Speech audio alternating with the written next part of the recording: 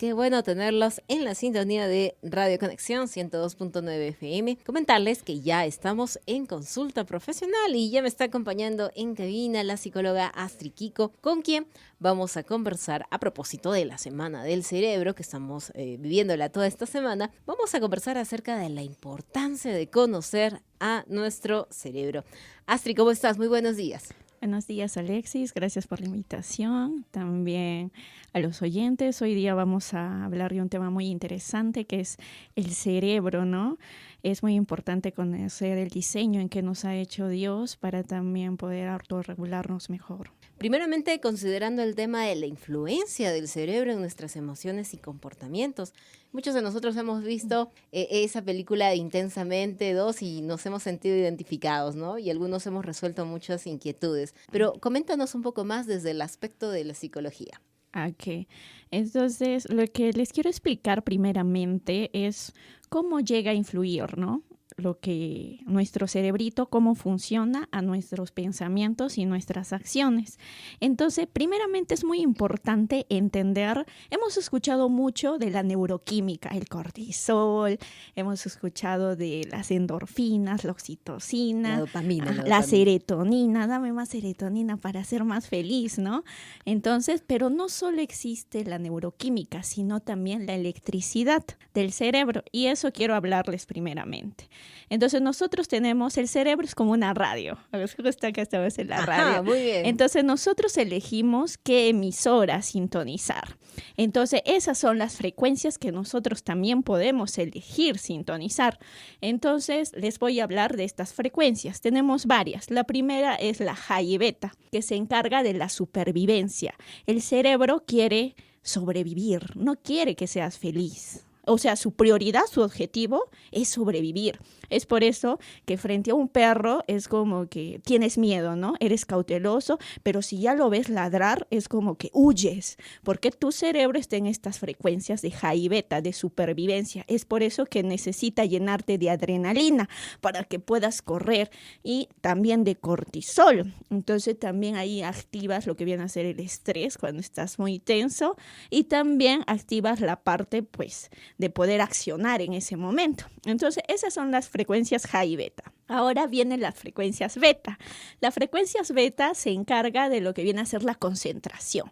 Cuando puedes concentrarte, es cuando estudias un libro, cuando estudias una lección, el aprendizaje es profundo porque tu concentración es intensa. Entonces, esa emisora es la frecuencia beta. Ahora, la siguiente es la alfa. Cuando necesitas calma, vas a la alfa. Y eso cuando lo obtienes después de hacer deporte. Por ejemplo, te sientes relajado, calmado y demás. O también cuando ves la naturaleza. Eso también te genera frecuencias alfa. Entonces puedes calmar. Ahora, viene después las frecuencias teta. Las frecuencias teta se encarga sobre todo de los estados inside. Es como que tú has estado buscando una respuesta, ¿no? Y es como buscabas información, preguntabas a las personas y demás.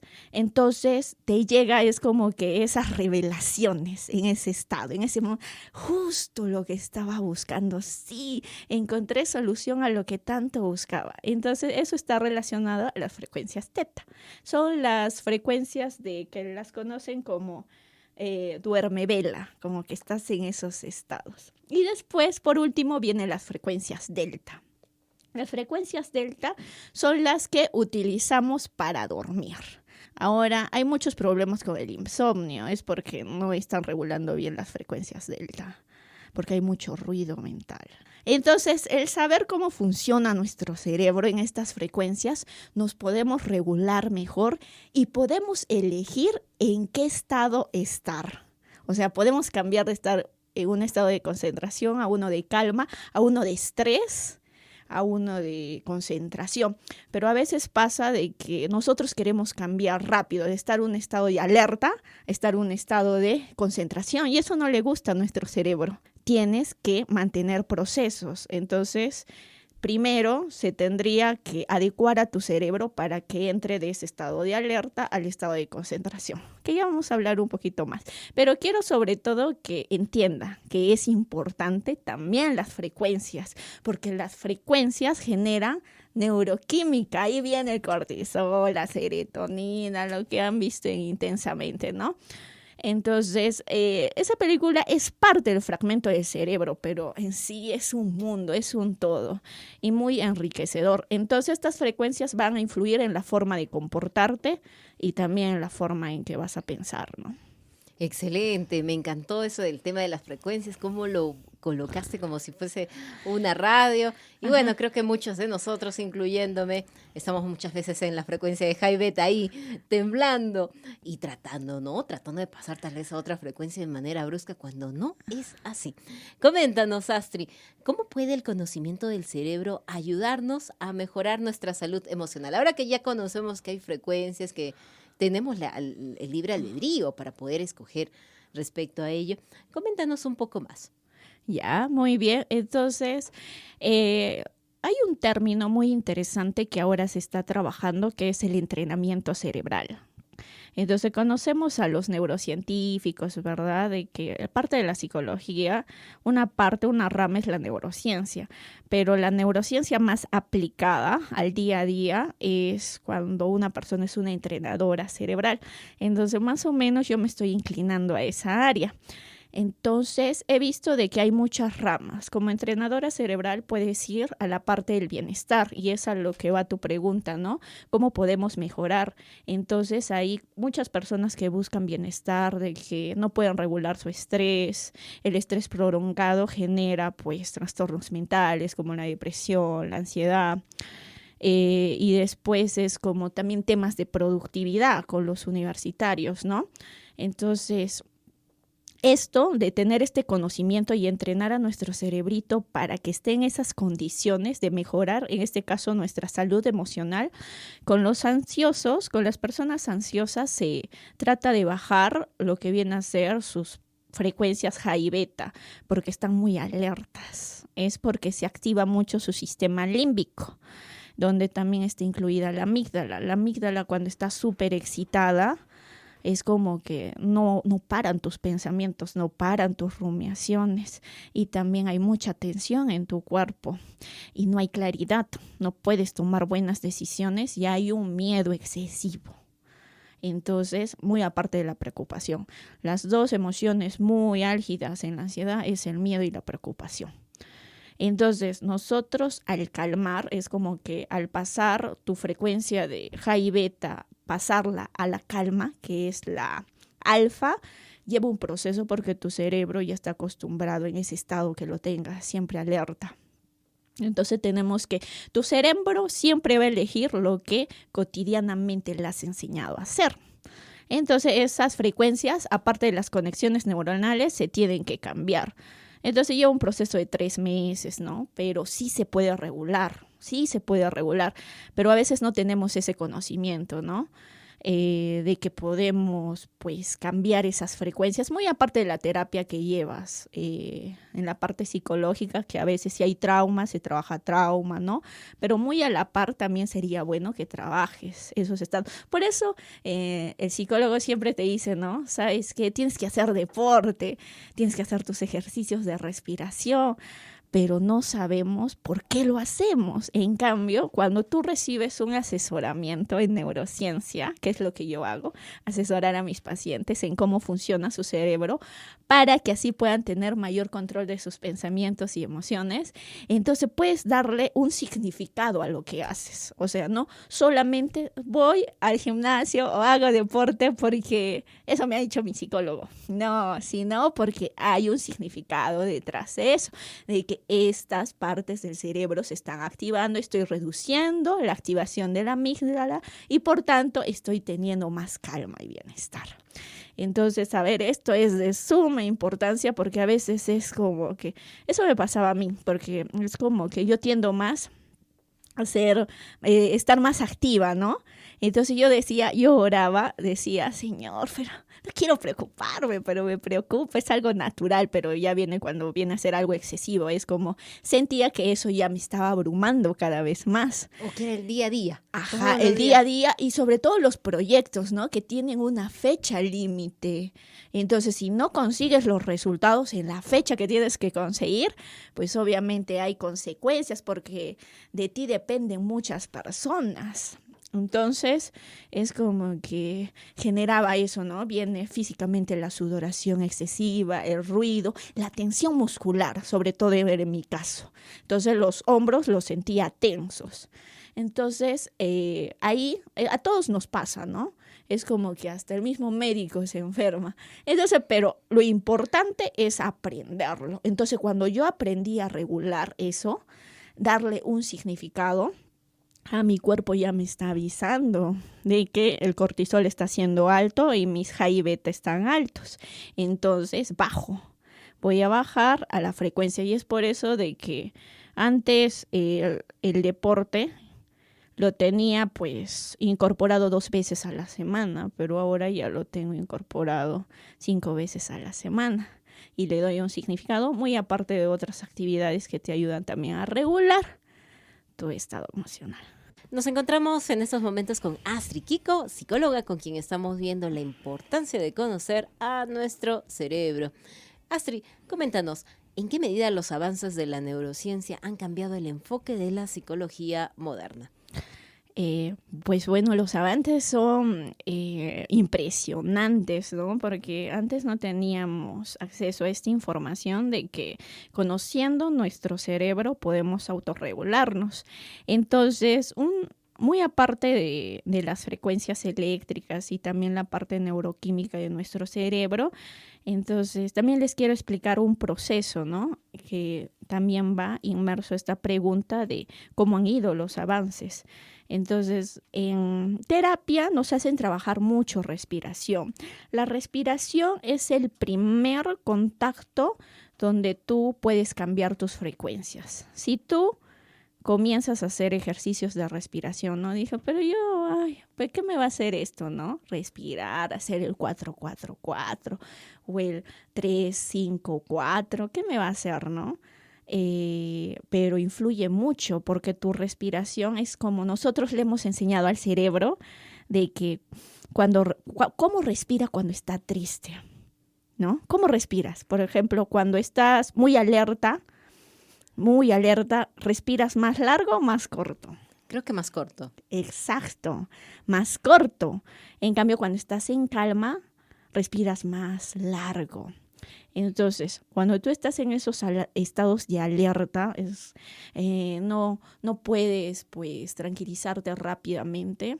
Entonces, tú le condicionas a tu cerebro con la respiración de que entre en estados de calma. Entonces haces la respiración más prolongada. Por eso en terapia te hacen hacer respiración y te hacen hacer mucho más larga. Retén y expira despacio. Entonces tu cuerpo comienza a entrar en calma.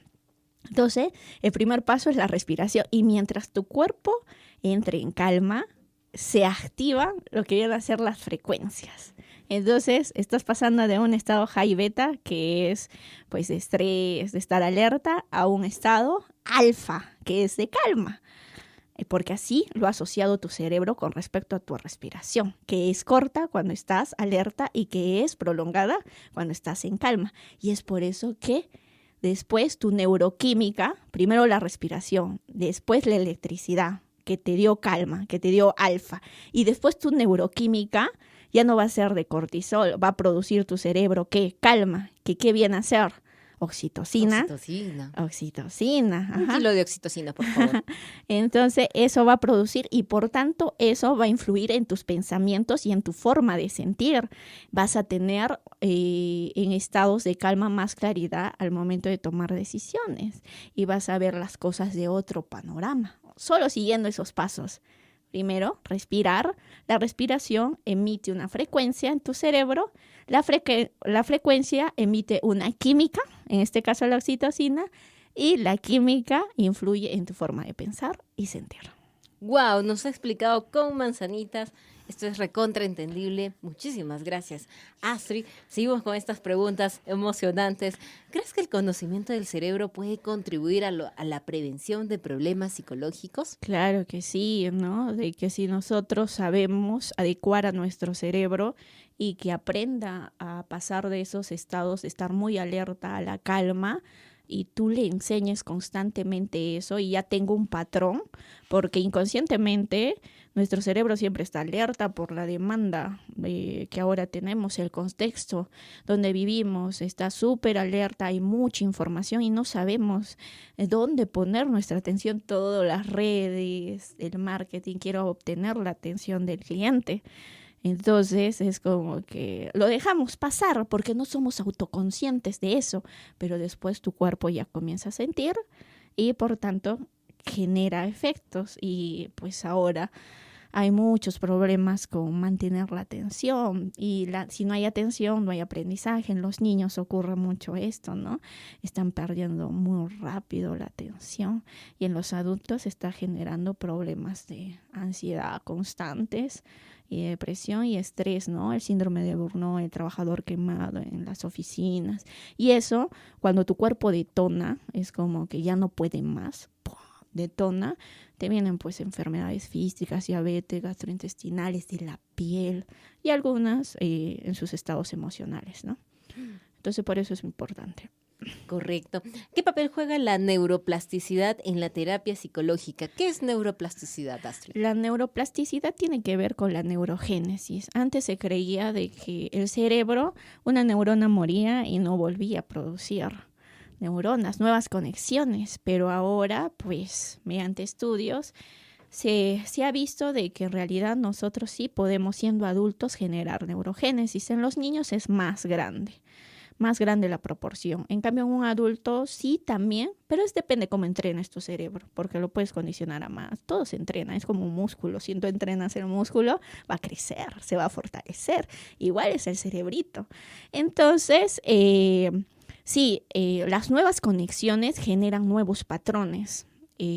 A veces en terapia cognitiva conductual la persona viene con un tipo de creencias, un tipo de programación. Si a ti te han dicho, sabes que tú nunca vas a llegar a tener mucho o tú no puedes alcanzar lo que quieres porque simplemente pues eres un fracasado o no has logrado mucho en tu vida. La experiencia te ha enseñado de que no has logrado mucho en tu vida y por tanto tu cerebro toma esa experiencia y no cree tu valor, no cree, pero tú a quién crees, ¿no?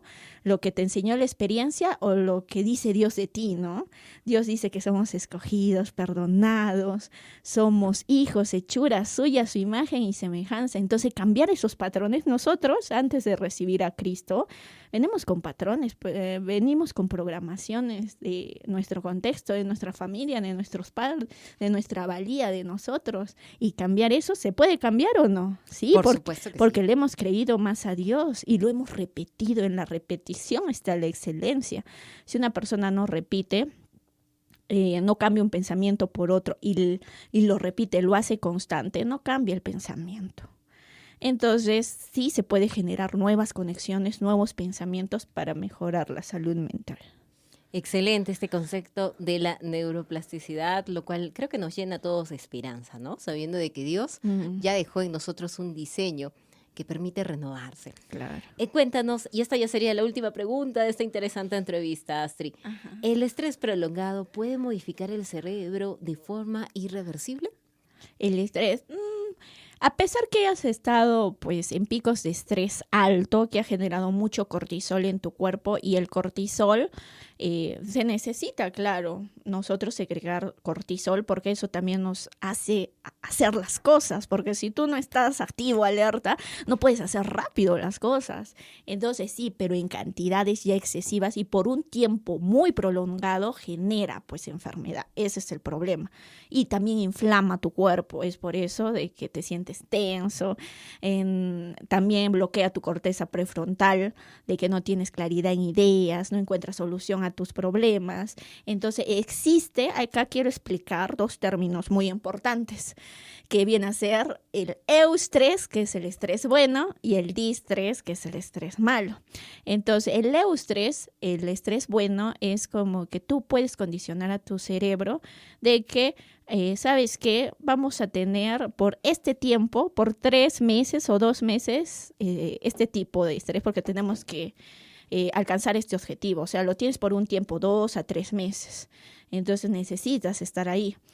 estar constantemente alerta, ver soluciones, qué vas a hacer, activo necesitas estar. Entonces, no es por mucho tiempo, ¿no? Porque al final vas a tener un resultado. Es, por ejemplo, de que no tienes el hábito del ejercicio. Entonces, obviamente te va a incomodar despertarte temprano si tienes que ir a entrenar temprano. Obviamente vas a condicionar, pero hay un tiempo límite, ¿no? De que esto solo va a durar por 2 meses porque necesito ese hábito. Entonces, después de eso, ya, lo bajas. Entonces, puedes utilizar de esa manera el estrés bueno, de que hay un determinado tiempo y de que vamos a recibir esto, a tu cerebrito le dices, va a haber esta recompensa y solo va a ser por este tiempo. Pero a veces las personas es como que abusan, es como lo tienen todo alerta tu cerebro 1 año, 2 años, 5 años, imagínate cómo no se va a enfermar ese cuerpo. Entonces ahí viene el distrés, que es el estrés pues malo, ¿no? Lo ha tenido por prolongado tiempo y por tanto enfermado el cuerpo. Y su cerebro se ha acostumbrado a un tipo de ritmo. Ahora sacarlo de eso pues lleva un proceso. Por supuesto que sí. Wow, interesantes y reveladores indicaciones que nos das el día de hoy. A propósito de la Semana del Cerebro, qué importante entonces es poder cuidar nuestro cerebro y sobre todo ejercitarlo. Meta del 2025, ejercitar mi cerebro.